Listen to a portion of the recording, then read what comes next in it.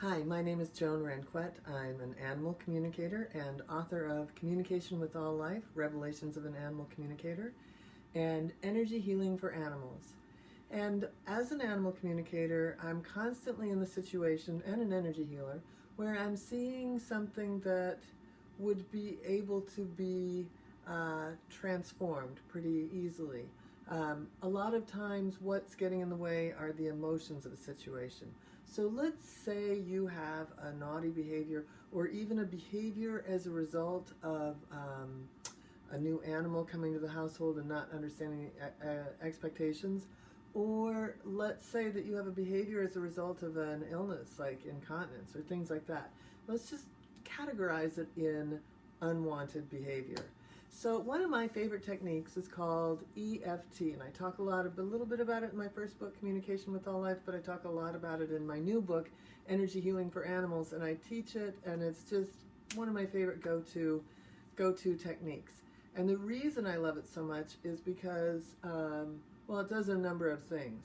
It definitely quiets the nervous system, which is always going to aid in better behavior and wellness. It can start to bring down the big emotions that a lot of times these big emotions get triggered easily and create bigger problems, especially for animals. If they go into a state of fear, they can go into fight or flight really quick.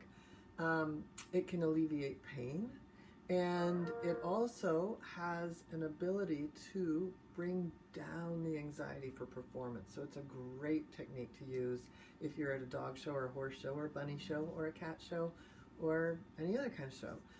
So it's a wonderful go-to. And the other reason that it's a wonderful go-to is, let's say you have, a lot of times I'll find out in an animal communication session that an animal is doing this behavior because of these feelings, right? The person, however, is feeling something entirely different. So let's say you come home and you discover that your dog has chewed the laundry room. And this is after he's already chewed the garage up. You put him in the laundry room. Now he's chewed the laundry room up. And so you've got a high level of anxiety from the animal. And now you've got a number of frustration, anger, sadness, guilt, overwhelm from the person. Well, what we know from animal communication, telepathy, the transference of pictures, words, and feelings, these feelings that the people are having are possibly compounding, and this isn't to blame in any way, shape, or form, but to say sometimes our emotions are compounding what's going on for the animal. And they may be a very different set of emotions and for very different reasons. So what I thought I would do is introduce you to the technique itself, and you can use this if you have any sort of unwanted behavior at home for any reason. Maybe your horse isn't getting in the trailer, maybe your dog did something bad, maybe your cat is peeing out of the box. Let's just give this a try, and maybe this will help. Maybe it will help how you feel, because sometimes at first we can't change what the animal is going to do or person. We can only change how we feel about it, right? So let's just start with this technique. And I will also say that this technique is different when it's done on animals, and there's a few ways you can do it on animals. You can do it surrogate. You could be tapping on yourself on behalf of your animal. You could tap on the animal, or you could tap on another animal as a surrogate. But all that's another video, and actually a class. But so it's different points for the animals, and sometimes we don't even tap on the animals. But for us, we're going to tap on these points. And these points are EFT, Emotional Freedom Technique. Tapping is tapping on the meridians. So the meridians all have an organ, and each meridian and organ has an emotion associated to the system. So it really starts to bring down some of the emotions. And I think the best thing is to just jump in and try it. So what I want you to do is I want you to take a deep breath,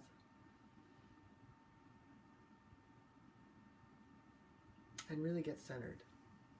And now I want you to bring up a memory of something that is really kind of unpleasant that your animal maybe has recently done or done before. And I want you to think about it.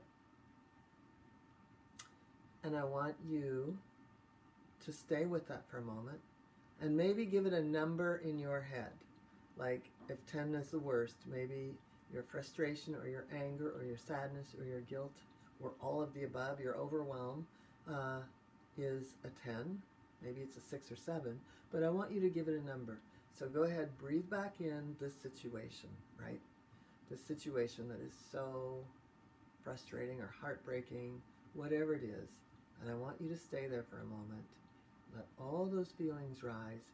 And then I want you to look at me, and you're going to repeat what I'm doing, and you're going to repeat the phrase. So if I say something like, even though I'm really upset, you at home are going to say, even though I'm really upset. So let's give it a go. Even though I am really upset,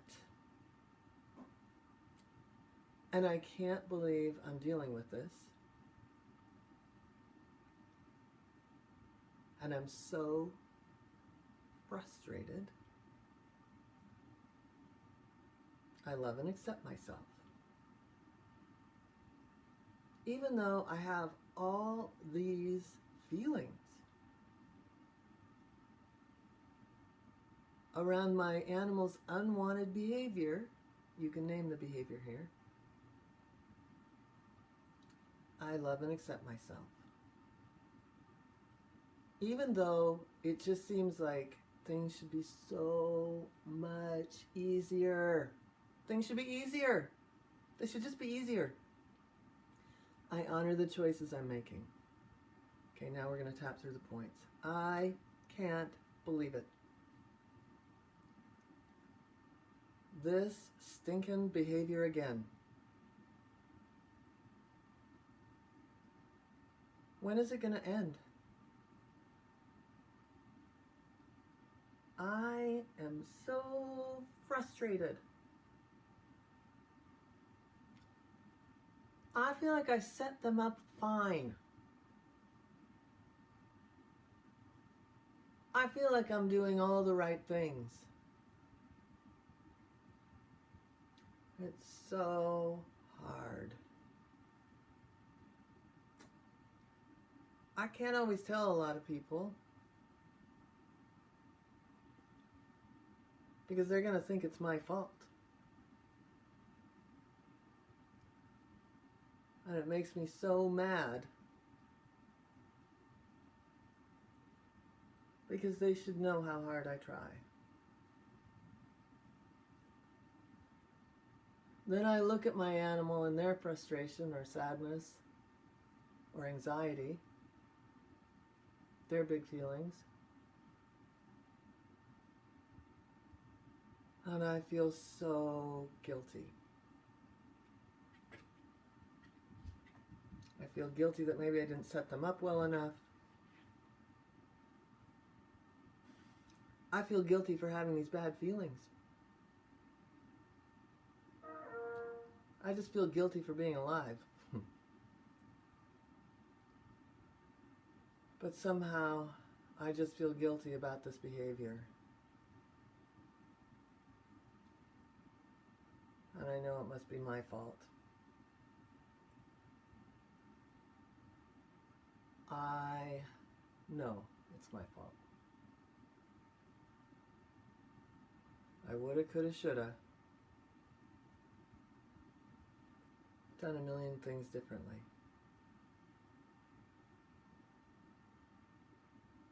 I know we both feel badly for different reasons.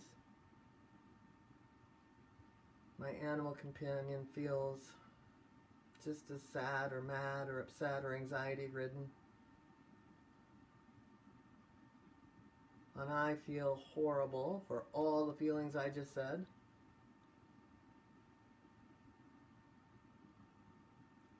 I'm going to let this go for right now.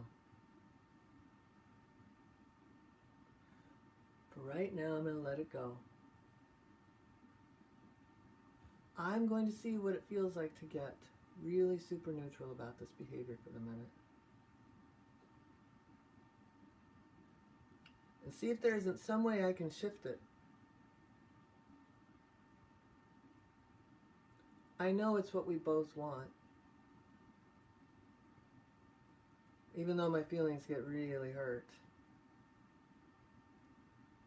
I know my animal companion isn't doing this to me.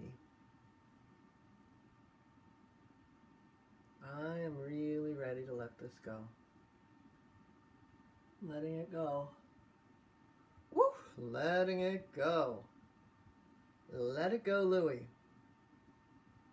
My animal companion and I do so much better when we are in joy. So for right now, even though it's frustrating, and if my dog, cat, or horse has had to be in trouble, or bird, I've done the appropriate thing, and now I have this tapping. I'm going to come back to it with fresh eyes, a neutral state, and a little more hope. In this neutral state, I'm going to make better decisions about how to handle this in the future. And in this neutral state, I'm going to allow the joy to be here of who my animal friend and I are together in reality. I'm going to allow so much more joy and fun in my field of energy, and know that we can all do a little better. I am committing to doing a little bit better so that we can have harmony in our home or barn. So now, I want you to take a very deep breath, and I want you to see if that brought the number to a different place. See if you have a different experience when you think of it. See if you're not as triggered. See if you might have a little more peace in your body. And I like to think of our households as having a pH, right? The potential for harmony. So anytime you feel like, it's gone off the scale another direction, it doesn't mean you can't have your emotions, you can't have your feelings about things. But we want to be able to always get to a place where we're making really clear decisions, and our animals have a sense of safety so they can make better decisions too. And that's what I call harmony. So through a little bit of tapping and other techniques, you can set the thermostat to harmony. Thank you.